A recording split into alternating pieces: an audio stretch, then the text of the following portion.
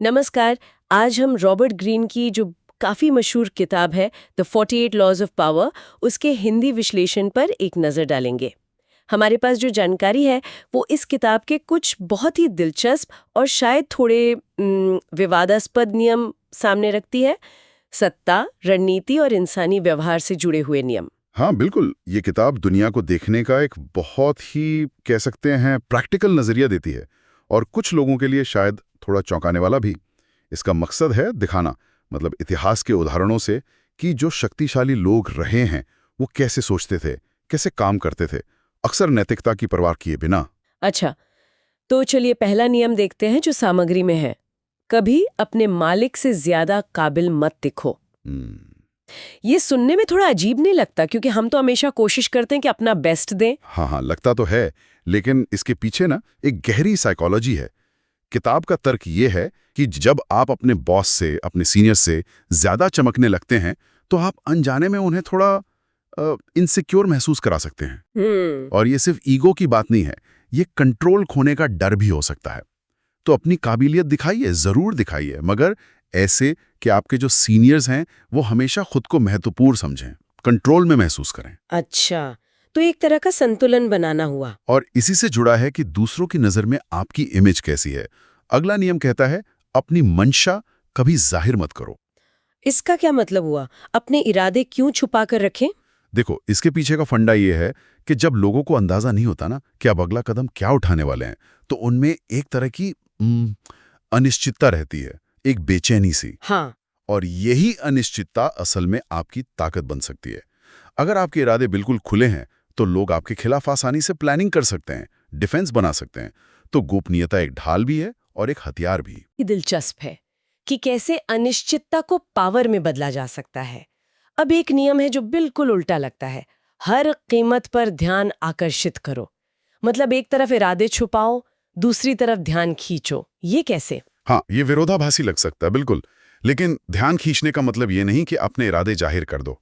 इसका मतलब है कि आपकी मौजूदगी दर्ज होनी चाहिए, आपकी प्रेजेंस फील होनी चाहिए। किताब कहती है कि अगर आपको कोई नोटिस ही नहीं कर रहा, अनदेखा किया जा रहा है, तो वो गुमनामी में खो जाने जैसा है। अच्छा। तो भीड़ से अलग दिखना, चाहे वो आपके आइडियाज हो, आपकी स्टाइल हो या कोई ड्रामेटिक तरीका हो, वो आपको लोगों की नजरों में बनाए रखता है।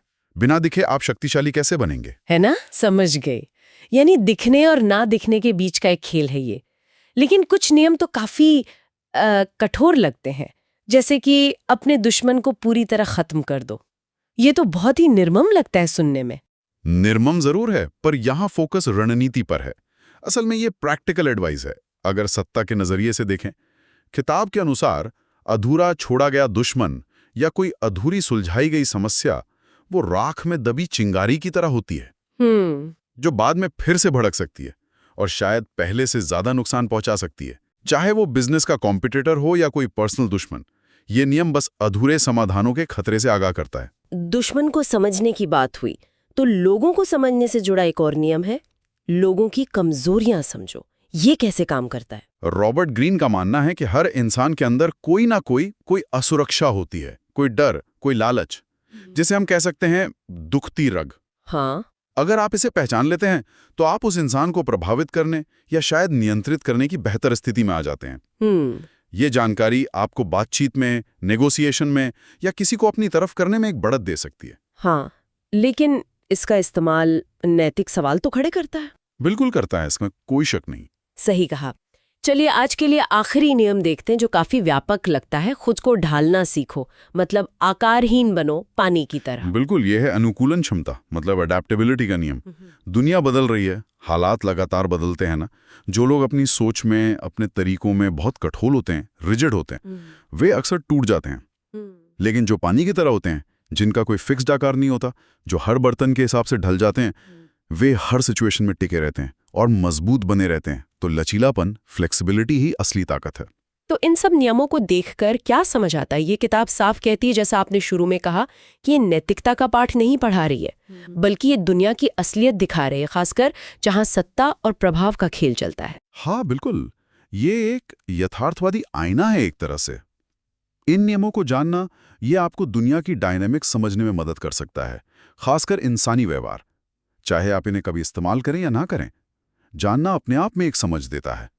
लेकिन जैसा कि सामग्री में चेतावनी भी है, ये रणनीतियां जितनी पावरफुल हैं उतनी ही खतरनाक भी हो सकती हैं। इनका इस्तेमाल बहुत सावधानी और समझदारी की मांग करता है। सामग्री सवाल पर भी सोचने को मजबूर करती है कि सुनने वालों को कौन सा नियम सबसे ज्यादा असरदार या रेलेवेंट लगा। ये भी दिलचस्प है कि कैसे अलग-अलग लोगों के लिए अलग-अलग नियम ज्यादा मायने रखते हैं, उनकी अपनी सिचुएशन के हिसाब से। बिल्कुल। और यहीं पर एक विचार छोड़ा जा सकता है जिस पर सोचा जाए। क्या सिर्फ इन नियमों के होने के बारे में जानना, इनके पीछे की सोच को समझना, क्या ये जानना ही अपने आप में एक शक्ति है?